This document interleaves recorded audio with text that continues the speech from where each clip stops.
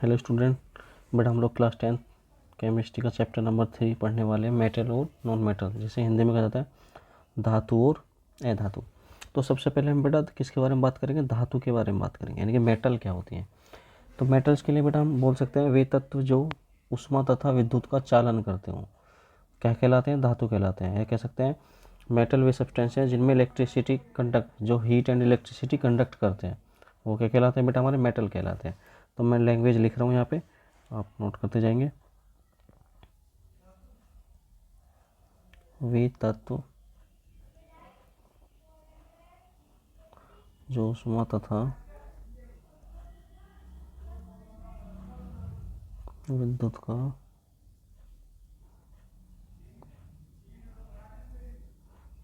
चालन करते हैं, धातु कहलाते हैं।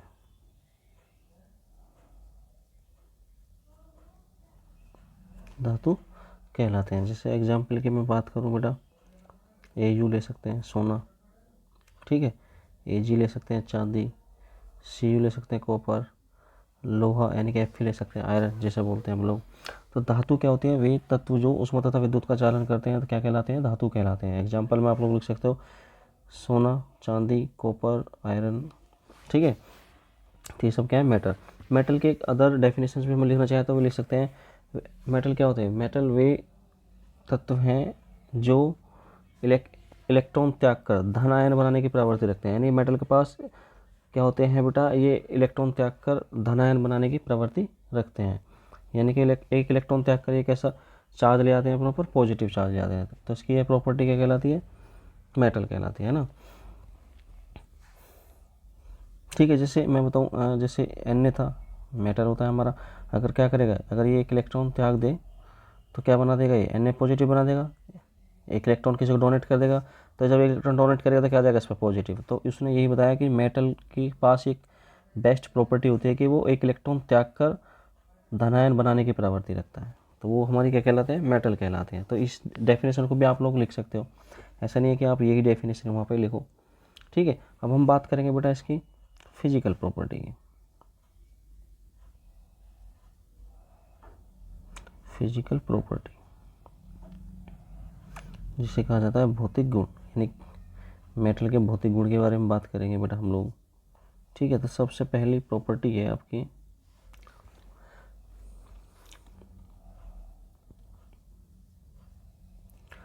शुद्ध रूप में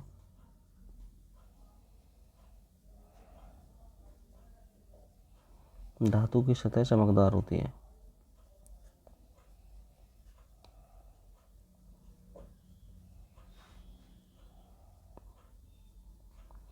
धातु के इस गुण को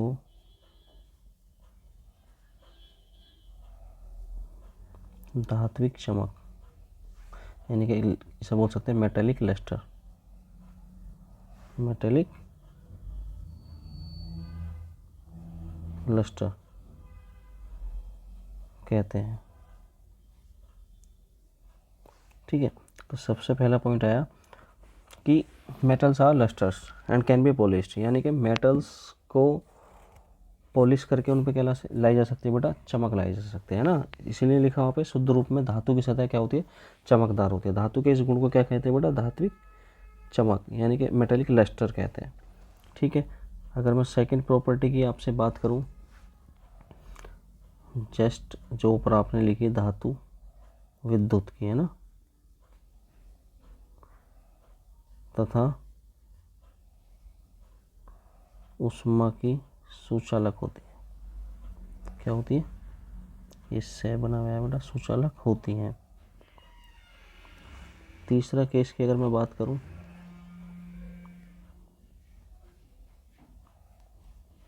धातुओं को खींचकर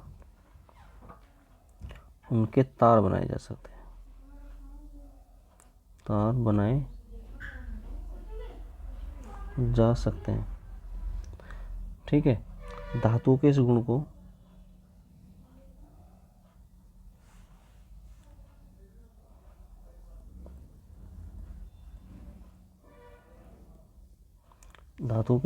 क्या कहते हैं बेटा? हम तन्यता, है ना, या बोलते हैं डक्टिलिटी। तन्यता को इंग्लिश में क्या कहा जाता है? डक्टिलिटी कहते हैं। यानी कि पहली प्रॉपर्टी क्या थी? Metals are lustre and can be polished, है ना। सेकंड थी metals conduct heat and electricity. Third case क्या है? इसके धातु को खींचकर उनको तार बना सकते हैं ना, यानी कि मेटल्स आर डक्टाइल। मेटल को खींचकर क्या बेटा? उनके तार बनाए जा सकते हैं। जैसे मैं बात करूं 1 ग्राम सोने से 2 किलोमीटर, है ना, लंबी तार खींची जा सकती है। ठीक है, 1 ग्राम सोने से कितने किलोमीटर? यानी 2 किलोमीटर लंबी तार खींची जा सकती है। ठीक है, 4 प्रॉपर्टी अगर इसकी बात करें बेटा,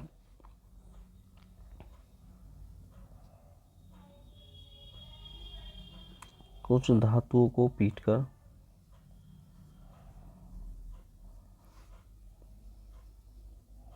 पतली चादर बनाई जा सकती है।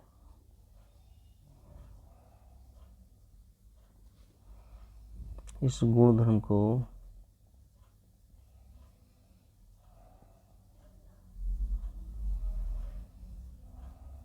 धातु वर्धनीयता, जिसे इंग्लिश में कहा जाता है मेलिएबिलिटी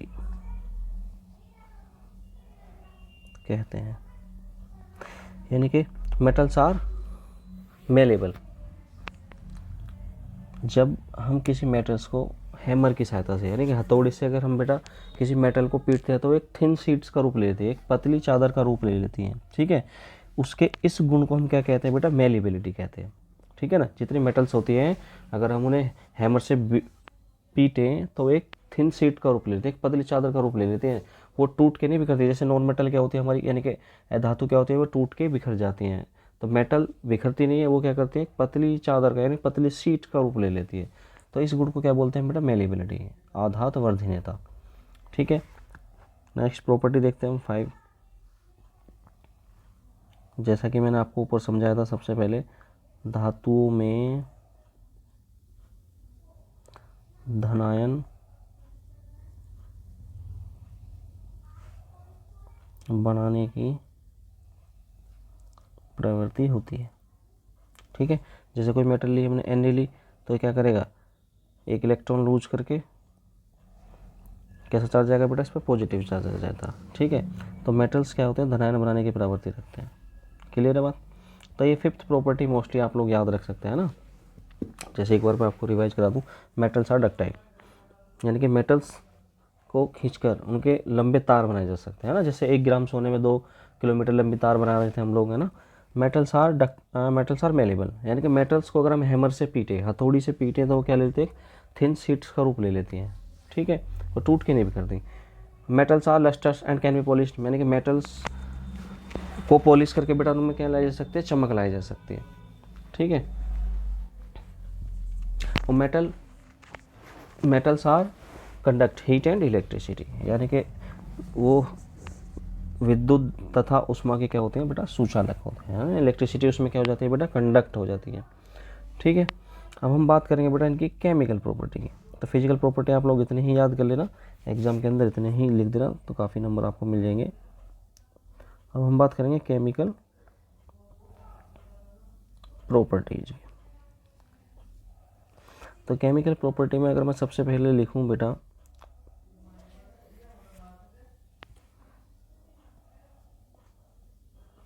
धातुओं की ऑक्सीजन से क्रिया। ठीक है, इंग्लिश में लिखना चाहो तो इसे लिख सकते हैं आप लोग, reaction of metal with auto oxygen. ठीक है, इंग्लिश में कुछ इस तरीके से आप लोग लिख लोगे, है ना। तो मैं दिखाता हूँ आपको।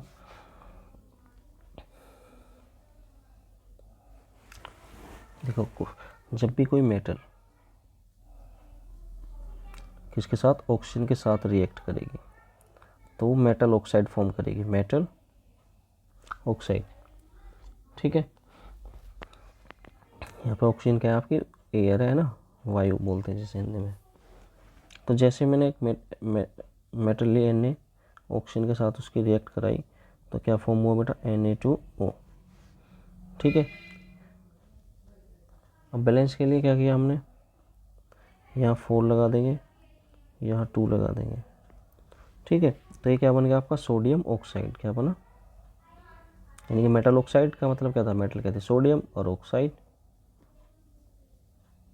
तो मेटल ऑक्साइड आपकी फॉर्म हो चुकी है। ठीक है, ऐसे ही बेटा अगर मैं कुछ यहाँ पे एग्जांपल लिख रहा हूँ, LiNa आपको लिख दिया, KRb। ठीक है,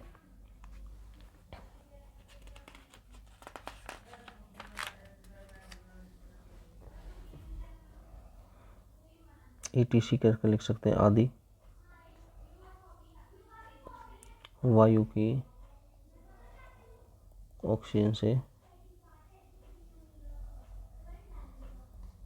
अभिक्रिया करती हैं। तो ये जितने भी एलिमेंट्स मैंने यहाँ पे लिखे, जितने मेटल्स मैंने यहाँ पे लिखे बेटा, अगर इनकी रिएक्शन आप किससे कराओगे, वायु से कराओगे तो क्या फॉर्म करेंगे, मेटल ऑक्साइड फॉर्म करेंगे। ठीक है, जैसे एक और एग्जाम्पल मतलब K2, के की रिएक्शन किससे करा, O2 तो क्या बना देगा ये, K2O फॉर्म कर देगा। ठीक है, बैलेंस के लिए क्या लगा देंगे, 2 लगा देंगे, यहाँ लगा देंगे 2। ठीक है, तो इस तरीके से एक रिएक्शन दिखा सकता है बेटा।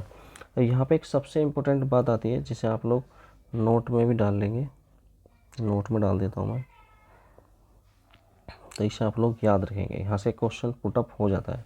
वो क्वेश्चन क्या है, जैसे Na तथा पोटेशियम, Na क्या है, सोडियम तथा पोटेशियम की अत्यधिक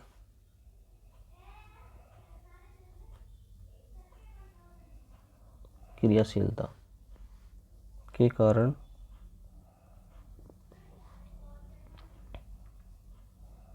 इन्हें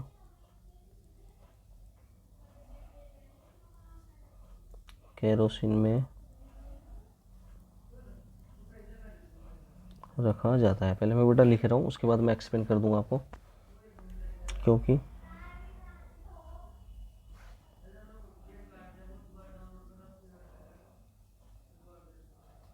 वायु के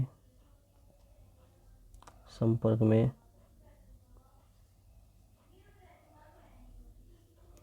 खुला छोड़ने पर यह आग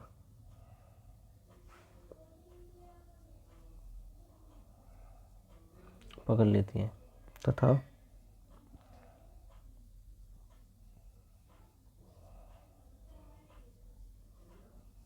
जलने लगती हैं।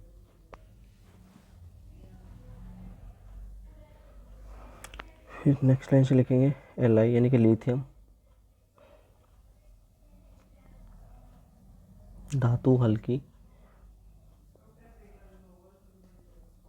होने के कारण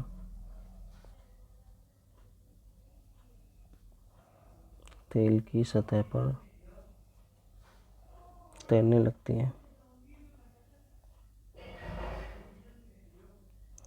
तैरने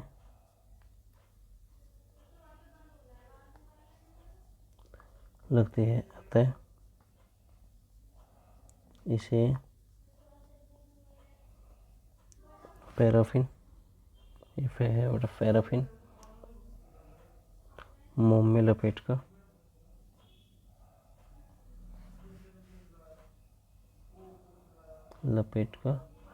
रखा जाता है। तो ध्यान देना जरा, मैंने कहा सोडियम तथा पोटेशियम की अत्यधिक क्रियाशीलता के कारण। ठीक है, यानी कि सोडियम और जो पोटेशियम होता है बेटा, ये मोर रिएक्टिव एलिमेंट होते हैं।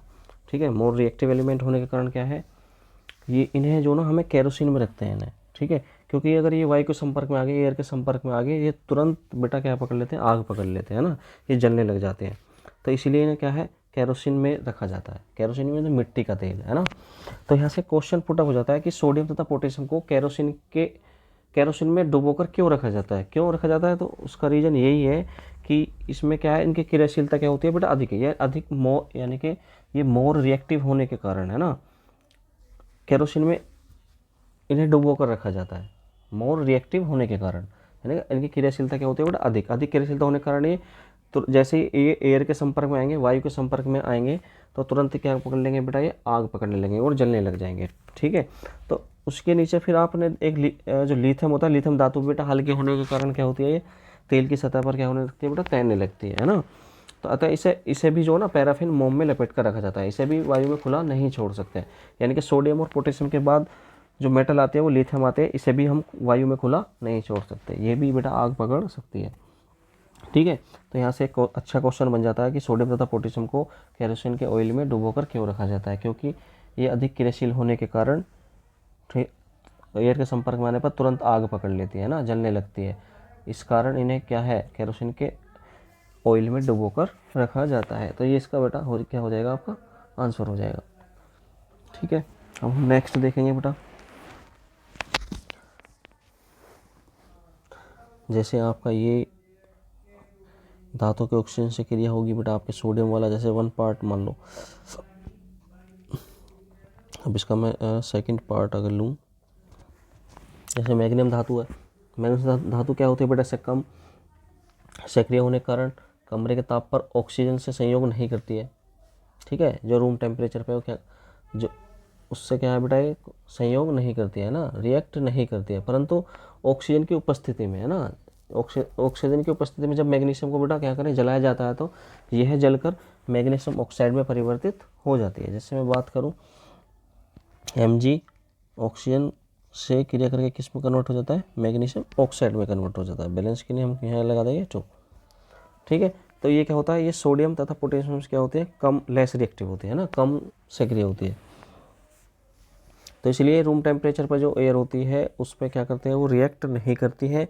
ठीक है, अगर उन्हें हाँ ऑक्सीजन की उपस्थिति में अगर उन्हें जलाया जाता है ना, तो वो किस में कन्वर्ट हो जाती है, मैग्नीशियम ऑक्साइड में। ये क्या है आपका, मैग्नीशियम ऑक्साइड। तो साइड में बेटा आप नाम भी लिख लिया करो, मैग्नीशियम ऑक्साइड, ताकि आपको ये ध्यान रहे। ठीक है, अगर मैं इसका थर्ड पार्ट अगर मैं देखूँ,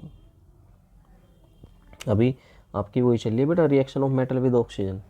ठीक है, नेक्स्ट देखें जरा हम थर्ड पार्ट इसका।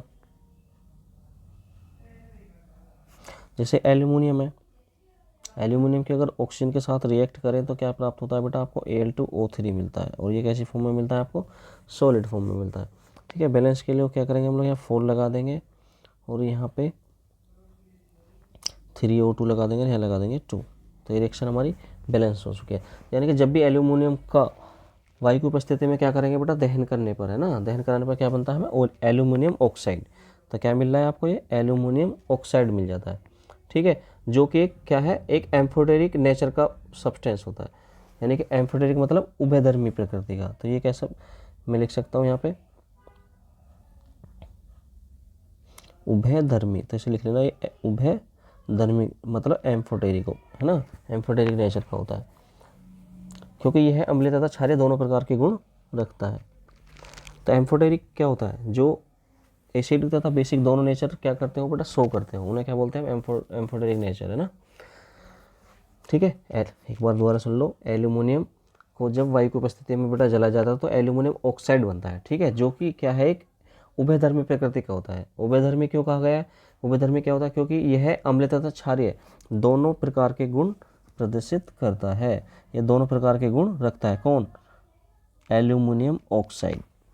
ठीक है, तो आप डायरेक्ट रिएक्शन भी दिखा सकते हो इसमें। ठीक है, जरूर नहीं है लैंग्वेज आप लोग लिखो। और इसके कुछ एग्जाम्पल और हैं उभयधर्मी प्रकृति के। ठीक है, या उभयधर्मी ऑक्साइड भी कह सकते हैं इन्हें।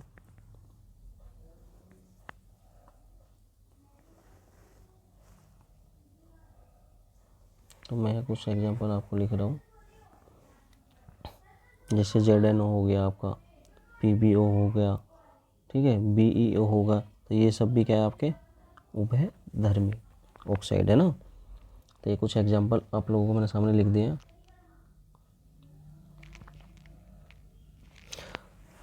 इसका फोर्थ पार्ट अगर मैं ले लूँ, जैसे कॉपर है, कॉपर को अगर ऑक्सीजन प्रेजेंटेशन में जलाएं तो क्या बनता है, CO बन जाता है। ठीक है, जिसे बोलते हैं हम कॉपर ऑक्साइड, कॉपर ऑक्साइड। ठीक है, इसे क्या बोल देंगे, कॉपर ऑक्साइड, है ना। और ये किस कलर में मिलता है हमें, ब्लैक, यानी काले कलर में हम लोगों को ये मिलता है। ठीक है, अब चलेंगे नंबर 2 पॉइंट पे। तो जो हमारी जो reaction of metal with oxygen था, ये रिएक्शन यहाँ पे कंप्लीट होगी। मैंने अलग अलग तरीके से मेटल से ऑक्सीजन के साथ रिएक्ट करके आपको बेटा बता दिया है। तो हम चलेंगे सेकंड पॉइंट पे। तो सेकंड पॉइंट हम लोग लिखेंगे धातुओं की जल से क्रिया। लिख सकते हैं, शॉर्ट में लिख रहा हूँ, reaction of metal with water. ठीक है, धातुओं की जल से क्रिया, यानी कि जितनी जो भी मेटल होती हैं, जब उनकी रिएक्शन वाटर के साथ कराई जाती है तो क्या फॉर्म करते हैं। और किस तरीके से है बेटा, जैसे सेकंड का फर्स्ट पार्ट में अगर जैसे सोडियम और तथा पोटेशियम क्या होता है बेटा, ठंडे जल के साथ तीव्र तरह से अभिक्रिया करते हैं ना, बहुत स्पीड से ठंडे जल से तुरंत रिएक्ट करते हैं। जैसे मैं दिखाऊं आपको, जैसे कोई मेटल है, M है। ठीक है, मैं डायरेक्ट रिएक्शन ही दिखा देता हूँ आप लोगों को, टेंशन ना लो। जैसे मैंने Na की रिएक्शन ली बेटा, ठीक है, Na की रिएक्शन अगर मैं वाटर के साथ दिखा रहा हूँ, ठीक है, तो क्या फॉर्म, तो यहाँ से मिल जाता है बेटा आपको NaOH प्लस, यहाँ से हाइड्रोजन गैस को क्या करते हैं, रिलीज करते हैं। यानी कि जब भी मेटल की रिएक्शन वाटर के साथ की जाएगी तो वहाँ से वो हाइड्रोजन गैस क्या करेंगे, रिलीज करेंगे। और यह जो रिएक्शन है ना, ये कैसा जल है बेटा, ठंडा जल है ना, कोल्ड वाटर। तो कोल्ड वाटर के साथ ये बहुत स्पीड से बेटा ये रिएक्शंस होती है। ठीक है, तुरंत ही धातु ऑक्साइड बना देते हैं, यानी कि मेटल ऑक्साइड। तो मेटल ऑक्साइड क्या होगा, NaOH। NaOH का नाम क्या होता है बेटा आपका, सोडियम। ठीक है, तो आप ऐसी रिएक्शन बेटा के साथ भी दिखा सकते हो, K प्लस H2O। तो क्या फॉर्म कर देगा, यहाँ KOH कर देगा, NaOH। यहाँ बैलेंस के लिए 2 लगा देंगे बेटा हम लोग, है ना, यहाँ भी 2 लगाएंगे और फिर यहाँ भी 2 लग जाएगा, तो बैलेंस हो जाएगी भी रिएक्शन। ठीक है, ऐसे KOH के आगे KOH प्लस हाइड्रोजन रिमूव करोगे, बैलेंस करने के लिए क्या लगेंगे, 2, यहाँ भी 2 लगा देंगे, यहाँ भी 2 लगा देंगे, तो पोटेशियम हाइड्रोक्साइड भी बेटा आपका फॉर्म हो चुका है। ठीक है, तो जब भी कोई मेटल वाटर के साथ रिएक्ट करेगी तो क्या करेगी, मेटल ऑक्साइड फॉर्म करेगी, है ना।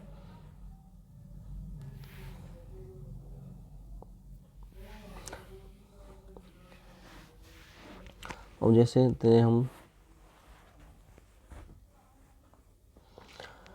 कैल्शियम के साथ देखें, जैसे कैल्शियम है, कैल्शियम के ठंडे जल के साथ अगर मैं रिएक्ट करूं तो क्या फॉर्म करता है वो, कैल्शियम हाइड्रोक्साइड देता है, हाइड्रोजन गैस रिलीज करता है। तो बैलेंस के लिए हम लोग क्या लगा देंगे, 2 लगा देंगे।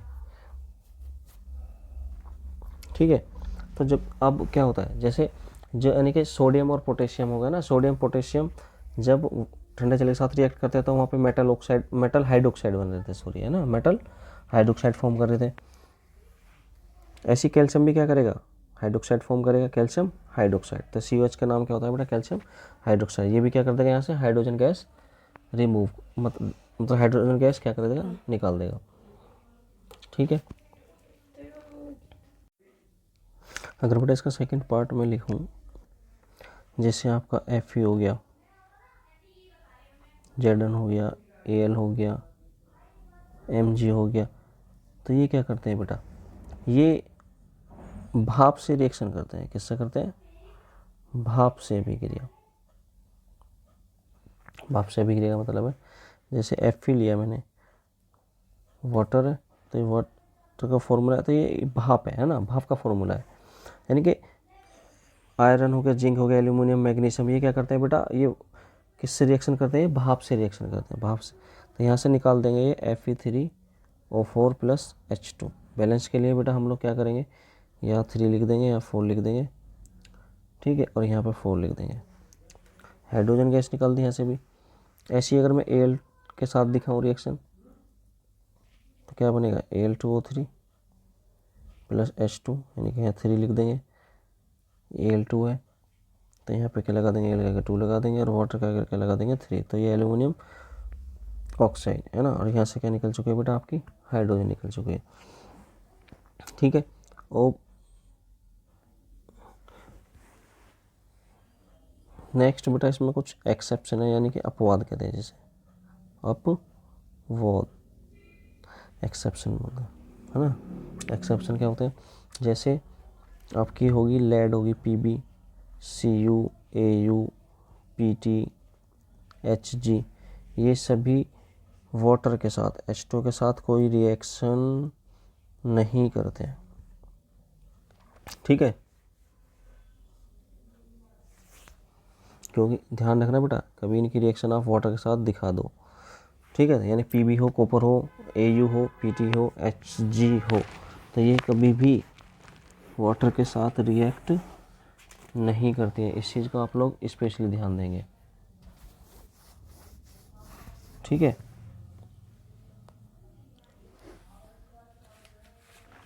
चलो नेक्स्ट चलते हैं हम लोग, चलते हैं थर्ड टाइप पे। तीसरा पॉइंट क्या है आपका, धातुओं की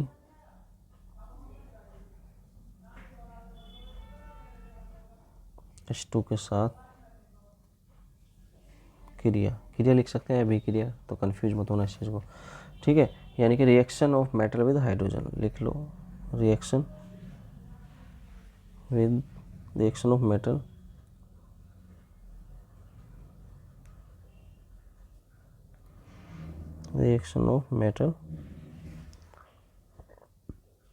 विद हाइड्रोजन। जब भी कोई मेटल हाइड्रोजन के साथ रिएक्ट करेगी तो क्या बनाएगी, वो हाइड्राइड फॉर्म करेगी। ठीक है, ऐसा नहीं है कि जितने भी मेटल्स होते हैं वो सभी हाइड्रोजन साथ अभिक्रिया करके क्या करें बेटा, वो मेटल हाइड्राइड दे हम लोगों को, है ना। तो सभी धातु हाइड्रोजन से क्रियाशीलता नहीं दर्शाती है ना, कभी भी सभी जितनी भी मेटल्स होते हैं वो हाइड्रोजन से रिएक्ट नहीं करते हैं ना। परंतु कुछ रिएक्टिव मेटल होते हैं ना, कुछ क्रियाशील धातु होती है जो इसके साथ हाइड्रोजन के साथ रिएक्शन शो करती हैं। जैसे मैं बात करूं Na की, ठीक है, Na ले लिया, पोटेशियम ले लिया, कैल्शियम ले लिया, ये सभी क्या है बेटा, हाइड्रोजन के साथ रिएक्ट करती हैं। ठीक है, कैसे करते हैं वो मैं आपको दिखाता हूँ। जैसे मैंने ले लिया Na प्लस H2, तो यहाँ से बनाऊंगा मैं NaH। ठीक है, बैलेंस के लिए क्या लगा दूंगा 2, तो इसका नाम क्या होगा, Na सोडियम, H से हाइड्राइड। ठीक है, तो इसका नाम क्या है बेटा, सोडियम हाइड्राइड। ऐसे आप कैसे दिखाओगे तो KH फॉर्म हो जाएगा, CH दिखाओगे तो CH2 हो जाएगा। ठीक है, तो ये क्या देती है, जब भी कोई मेटल हाइड्रोजन के साथ रिएक्ट करेगी तो हमेशा वो हाइड्राइड बनाती है ना। हाइड्राइड कुछ मेटल्स होती हैं जो किसके साथ, हाइड्रोजन के साथ रिएक्ट करती हैं। ठीक है, बाकी हाइड्रोजन के साथ रिएक्ट नहीं करती हैं। और वो कुछ मेटल क्या है आपकी, Na, K, Ca, sodium, potassium, calcium. ठीक है, और ये रिएक्ट करने के बाद क्या देती है, हाइड्राइड देती है। ठीक है बेटा, नेक्स्ट देखेंगे हम लोग फोर्थ पॉइंट। तो फोर्थ पॉइंट में आ रहा है आपका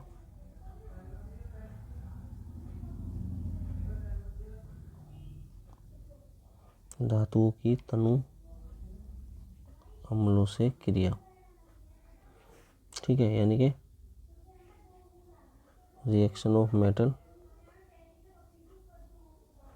विद डाइल्यूट एसिड। ठीक है, जब भी कोई मेटल डाइल्यूट एसिड के साथ रिएक्ट करेगी तो क्या होता है, बता दूं आपको, धातु प्लस डाइल्यूट एसिड, यानी कि डाइल्यूट अम्ल, तनु अम्ल है ना, मैंने इंग्लिश में लिख दिया थोड़ा सा, तो क्या बनाएगा ये, धातु लवण देगी। क्या देगी, धातु लवण प्लस हाइड्रोजन यहाँ से रिमूव करेगी। ठीक है, जैसे मैं कुछ एग्जांपल आप लोगों को दिखा, तो जैसे इसका फर्स्ट पॉइंट में लिखूं, अगर कोई भी धातु HCl से रिएक्ट करेगी इससे, तो क्या बनाएगी, धातु क्लोराइड देगी। धातु क्लोराइड प्लस H2 फॉर्म करेगी, बोलना ना H2।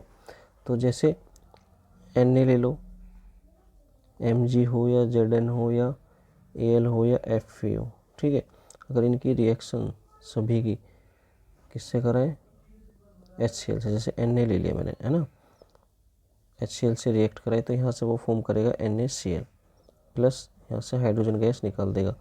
बैलेंस के लिए हम लोग क्या करेंगे, यहाँ 2 लगाएंगे। अब Cl के 2 होगा तो यहाँ भी क्या लगा देंगे, 2 लगा देंगे। ठीक है, तो इस तरीके से आप Mg की भी रिएक्शन दिखा सकते हो। MgCl2 बना देगा, ZnCl2 बना देगा, AlCl3 बना देगा।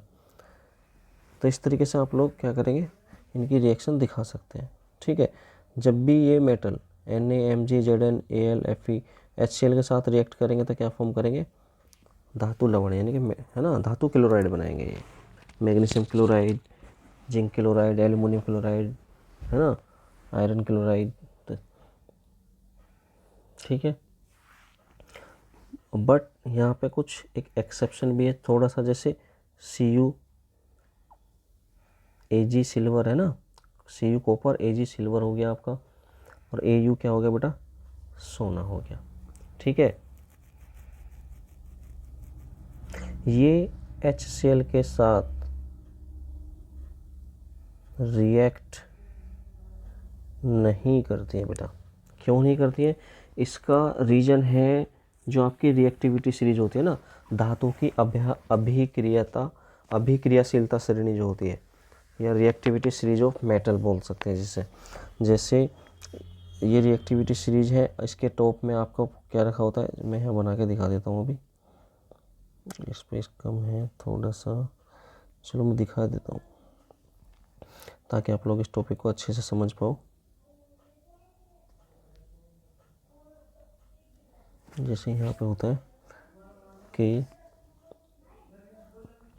NaCl, MgAl, Zn, Fe, Sn, Pb, hydrogen, है ना, Cu, Hg, Ag, Au। ठीक है, तो इस K से लेके इस हाइड्रोजन तक, ये इस हाइड्रोजन की अपेक्षा, है ना, यानी कि इसे यहाँ से अगर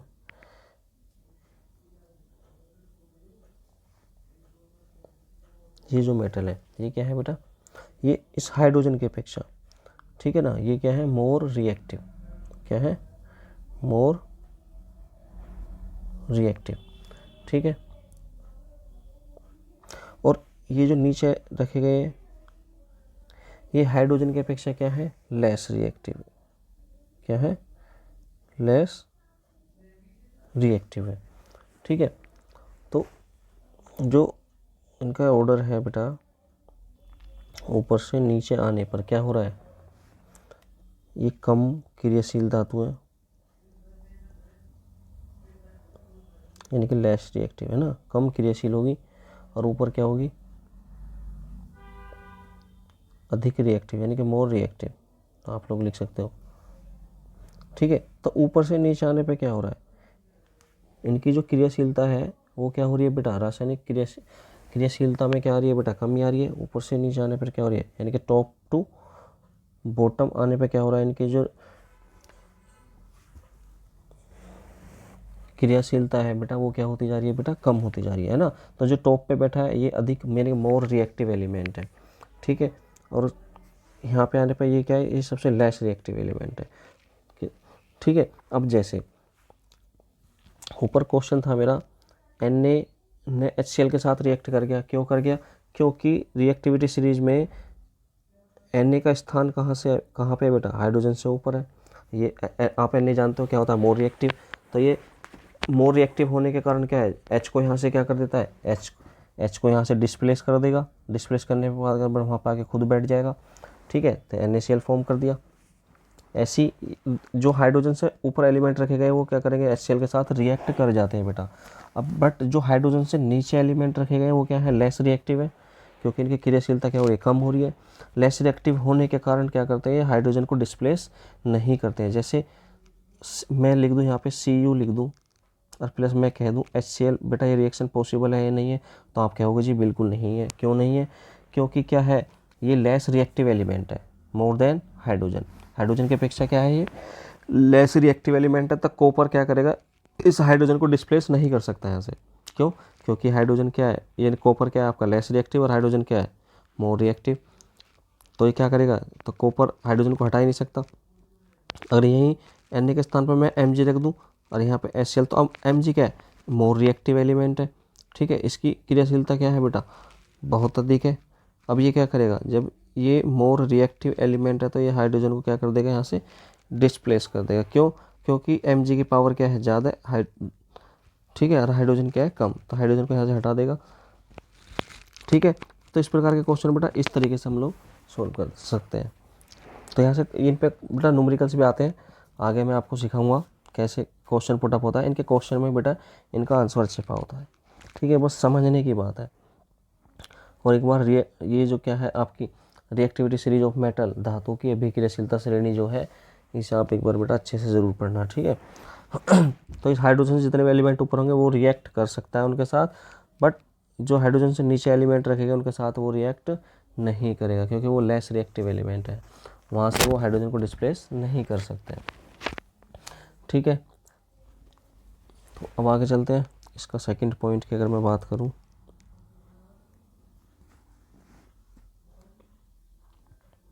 यानी कि मेटल अब H2SO4 के साथ रिएक्ट करे तो क्या बनाएगा, धातु सल्फेट देगा, यानी कि मेटल सल्फेट दे देगा आपको, और प्लस क्या निकालेगा यहाँ से, हाइड्रोजन फॉर्म करेगा। जैसे मैं बात करूं, या नहीं ले लेते हैं H2SO4, तो क्या करेगा,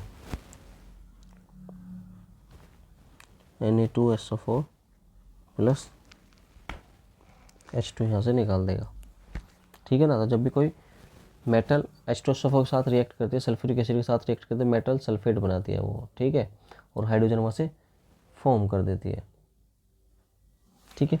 तो इसके स्थान पे आप Na भी ले सकते हो, Mg ले सकते हो, Zn ले सकते हो, Al ले सकते हो, Fe ले सकते हो। तो इन सभी के साथ जब भी H2SO4 रिएक्ट करेगा तो मेटल सल्फेट देगा आपको, और प्लस हाइड्रोजन भी देगा, ठीक है। और सेम Cu Ag, ठीक है, Hg H2SO4 के साथ नो रिएक्शन, कोई रिएक्शन नहीं करेगा। क्यों नहीं करेगा, उसका रीज़न मैं आपको ऊपर दे चुका हूँ, क्योंकि Cu Ag Hg हाइड्रोजन की कंपैरिजन में क्या है, ये लेस रिएक्टिव एलिमेंट है। क्या है, लेस रिएक्टिव, किसमें, रिएक्टिविटी सीरीज ऑफ मेटल में, है ना। लेस रिएक्टिव होने के कारण ये हाइड्रोजन को डिस्प्लेस नहीं कर सकते, जिस कारण ये रिएक्शन पॉसिबल ही नहीं होगी। एग्जाम के अंदर बेटा रिएक्शन लिख देता है, उसमें सपोज दैट ये रिएक्शन लिख दे Cu प्लस H2SO4, अब पूछेगा क्या प्रोडक्ट फॉर्म होगा, तो आप घूम जाओगे। तो आपको क्या याद रखना है, रिएक्टिविटी सीरीज ऑफ मेटल। हम ये चेक करेंगे रिएक्टिविटी सीरीज में जो कॉपर है वो हाइड्रोजन से ऊपर रखी गई है या नीचे रखी गई है। अगर हाइड्रोजन से ऊपर है तो वो डिस्प्लेस कर सकता है, डिस्प्लेस रखने की वो पावर रखता है।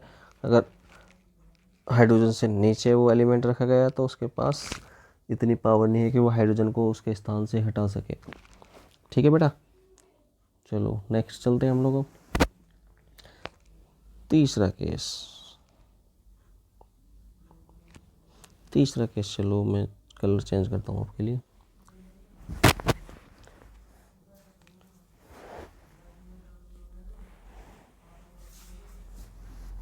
जिससे Mg प्लस आपके वो रिएक्ट कर रहा है किससे, नाइट्रिक एसिड से।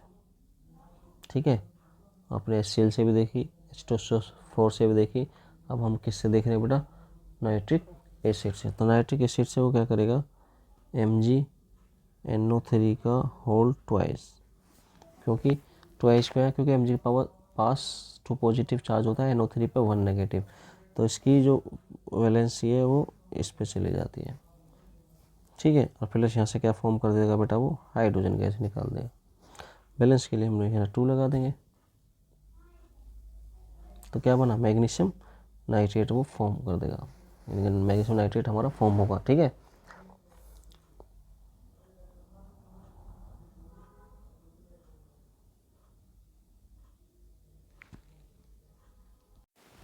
अगर बेटा मैं नेक्स्ट रिएक्शन Mn के साथ दिखाऊं, Mn मैग्नीज है ना, HNO3, तो क्या बना देगा वो, MnNO3 का होल ट्वाइस प्लस यहाँ से भी क्या निकाल देगा, हाइड्रोजन निकाल देगा। बैलेंस के लिए क्या लगा देंगे, हम 2 लगा देंगे। ठीक है, तो क्या नाम हुआ उसका, मैग्नीज नाइट्रेट, क्या नाम होगा, मैग्नीज नाइट्रेट। बाकी बेटा बातों में आपको और बता दूं, बाकी जो अन्य क्रियाशील धातु होती है ना, बाकी जो अन्य क्रियाशील धातु होती है वो इस अभिक्रिया में है ना, नाइट्रिक एसिड में अगर जो अदर्स क्रियाशील धातु होती हैं, मोर रिएक्टिव एलिमेंट जो होते हैं, मेटल होते हैं, मोर रिएक्टिव एलिमेंट कह सकते हैं, जब वो HNO3 के साथ रिएक्ट करेंगे तो वहाँ हाइड्रोजन गैस मुक्त नहीं होगी, केवल इन 2 में ही क्या होती है बेटा, हाइड्रोजन गैस मुक्त होती है, हाइड्रोजन गैस निकलती है। ठीक है, और बाकी क्यों नहीं निकलते, क्योंकि HNO3 क्या है बेटा, आपका एक स्ट्रॉन्ग ऑक्सीकारक होता है ना, एक प्रबल ऑक्सीकारक होता है, और प्रबल ऑक्सीकारक होने के कारण जो हाइड्रोजन मुक्त होगी उसे वो किस में कन्वर्ट कर देता है, वाटर में कन्वर्ट कर देता है। ठीक है, तो ये बात बहुत डीपली ध्यान रखेंगे। मैग्नीशियम और मैग्नीज के केस में क्या होता है, ये डाइल्यूट HNO3 जब रिएक्ट करता है तो हमें हाइड्रोजन गैस देता है, बट जो और आपकी मेटल रह जाती हैं बेटा, अगर उनके साथ वो रिएक्ट करेगा तो हाइड्रोजन गैस फॉर्म नहीं करेगा, क्योंकि HNO3 क्या है बेटा, एक प्रबल ऑक्सीकारक होता है ना, प्रबल ऑक्सीकारक होने के कारण ये क्या करेगा, हाइड्रोजन को बेटा किस में कन्वर्ट कर देगा, वो वाटर में परिवर्तित कर देता है। तो ये बात बेटा आप लोग बहुत डीपली ध्यान रखेंगे। ठीक है, नेक्स्ट चलते हैं, अपने कौन सा पॉइंट चलेगा ज़रा चेक कर लेते हैं, 5th पॉइंट। ठीक है, साथ के साथ बेटा नोट्स भी बनाते जाना आप लोग, बहुत बेनिफिट होगा आपको इनसे। तो 5th पॉइंट क्या है,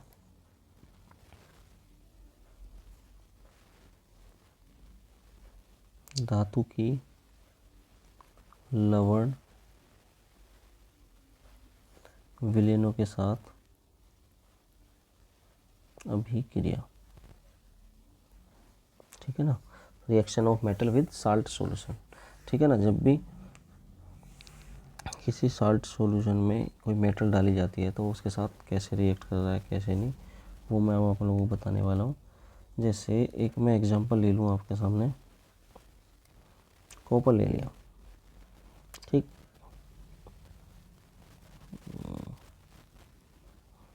कॉपर SO4,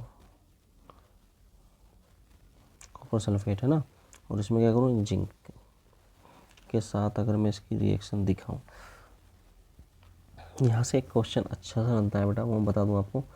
जब भी किसी कम सैकड़े धातु के लवण के विलयन में है ना, जो लेस रिएक्टिव साल्ट सॉल्यूशन होगा, ठीक है, उसमें कोई अधिक सैकड़े धातु को डाला जाता है, तो वो क्या करते हैं, जो अधिक यानी कि मोर रिएक्टिव एलिमेंट होता है, मोर रिएक्टिव जो आपका मेटल होगी ना, वो क्या करेगी, लेस रिएक्टिव मेटल्स को वहाँ से डिस्प्लेस कर देगी और उसके स्थान पे क्या होगा, खुद आके बैठ जाएगी, जैसा कि मैं आपको ऊपर समझा चुका हूँ बेटा अभी, है ना। जैसे बात करूँ कॉपर सल्फेट सॉल्यूशन के विलयन में जिंक की छड़ को डालने पर कॉपर सल्फेट के विलयन से जिंक धातु कॉपर को क्या कर देती है बेटा, विस्थापित कर देती है ना, डिस्प्लेस कर देती है। और क्या बन जाता है वहाँ पे, जिंक सल्फेट का एक साल्ट सॉल्यूशन प्राप्त होता है हमें ना।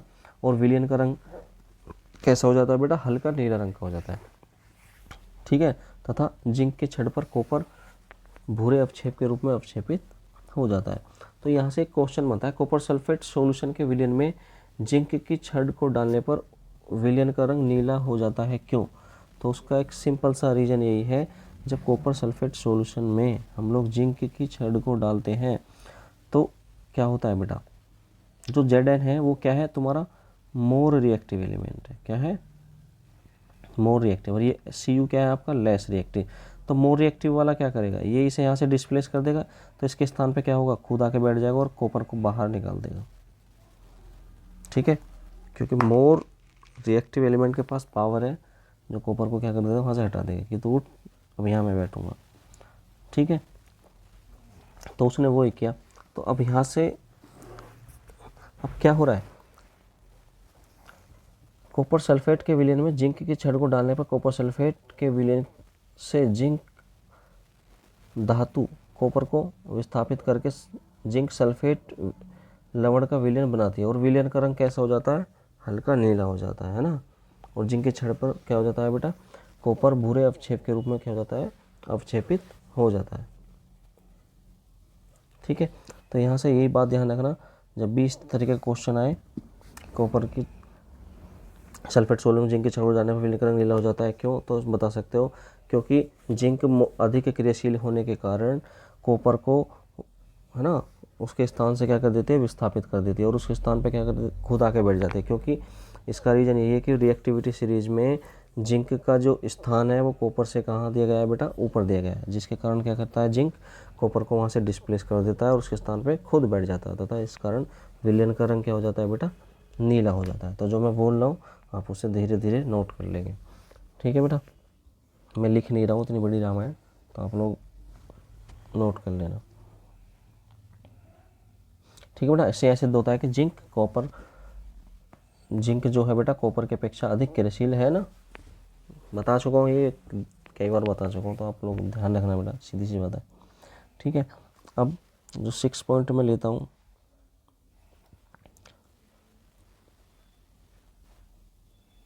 धातुओं की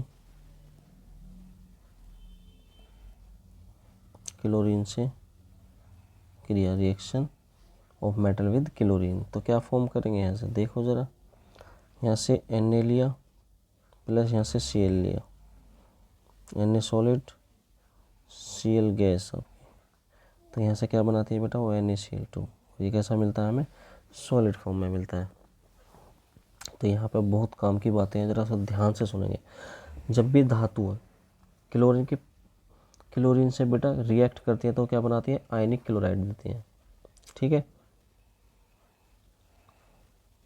तो क्या होता है, अब आपको पता है कि जो मेटल होती है बेटा वो इलेक्ट्रॉन त्यागने की प्रवृत्ति रखती है ना, जैसे Na था। अब ये साल्ट कैसा है मैं दिखा देता हूँ आपको। Na था, इसके पास क्या होता है, ये एक इलेक्ट्रॉन त्याग कर Na पॉजिटिव बन जाता है, क्योंकि मेटल जाना इस रूप में जाता है कि वो इलेक्ट्रॉन डोनेट कर सकता है ना। और इलेक्ट्रॉन लॉस करके या लूज करके क्या आ जाता है बेटा, उस पर पॉजिटिव जा जाता है ना इलेक्ट्रॉन, यानी कि मेटल एक इलेक्ट्रॉन त्याग कर धनायन बनाने की प्रवृत्ति रखते हैं। तो वही केस यहाँ पे हो रहा है। ये सोडियम थी, एक मेटल यहाँ से इसने एक इलेक्ट्रॉन यहाँ से लूज किया, तो इस पर कैसा चार्ज आ गया, पॉजिटिव चार्ज आ गया।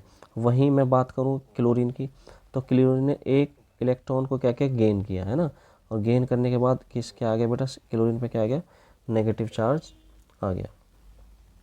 ठीक है, अब क्या होगा इसका, यानी कि Na पॉजिटिव जो आयन था, Na पॉजिटिव और Cl नेगेटिव, तो जब भी तो बन जाता है बेटा ये आपका NaCl, इस पर पॉजिटिव चार्ज, इस पर नेगेटिव चार्ज। तो धातु के क्लोरीन से क्रिया करने पर क्या बनता है बेटा, सोडियम क्लोराइड फॉर्म होता है। ठीक है, तो इस तरीके से हम लोग क्लोरीन के साथ रिएक्शन दिखा सकते हैं बेटा। ठीक है, और देख सकते हो आप, जैसे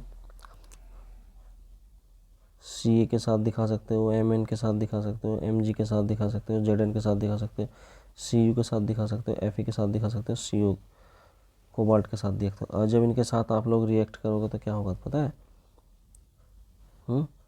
जैसे मैं बात करूँ, चलो एक कैल्शियम ले लूँ और Cl2 से दिखाऊँ तो यहाँ पे फॉर्म करेगा Cl2। ध्यान रखना हर बार इन सारे केसों में क्या होगा, MCl2 बनाएगा। ठीक है, M के स्थान पे क्या रख सकते हैं, इनमें से एक कोई भी एलिमेंट रखना था। MCl2, M का मतलब मैंने कैल्शियम लिया था, CaCl2 कैल्शियम क्लोराइड। तो जब भी कोई मेटल, ठीक है, यानी कि सोडियम के साथ मैं दिखा चुका हूँ आपको। अब बाकी जब इनके साथ करेगा तो वहाँ से वो MCl2 ही फॉर्म करेगा, यानी कैल्शियम क्लोराइड। ठीक है बेटा, तो ये मैं आपको 6 पॉइंट लिखवा चुका हूँ। ठीक है, ये 6 पॉइंट बेटा आप लोग अच्छे से प्रूव करेंगे तो ये जो मेटल का कॉन्सेप्ट है हमारा बेटा यहाँ पे आके कंप्लीट हो जाता है। तो फिर नेक्स्ट लेक्चर में बेटा आपको पूरे नॉन मेटल के बारे में डिस्कस करेंगे हम लोग। ठीक है, आज के लिए इतना ही। Thank you.